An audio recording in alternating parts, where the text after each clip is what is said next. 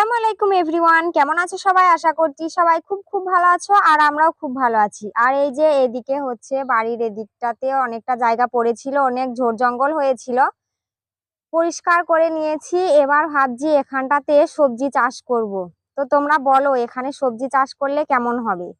তো এই জমিটাতে আব্বা লাগিয়েছে ধান, আর এদিকটাতে পড়ে আছে অনেকটাই জায়গা। সেদিনকে পরিষ্কার করেছিলাম সবাই মিলে এই জায়গাটা, বাজার থেকে নিয়ে চলে এসেছি অনেকগুলো চারা। এখানটায় দেখো একটা সুন্দর দেখে পেয়ারার চারা, 12 মেশি পাতুলেবুর চারা, এদিকে হচ্ছে বেগুন, কাঁচা লঙ্কা, এদিকে আছে কিছুটা বীজ, আর এই যে হচ্ছে পেঁপের চারা। আর এখন এখানে আমরা লাগাবো গাছ। তো দেখা যাক সবজি কেমন হয়, গাছ কতটা লাগাতে পারি।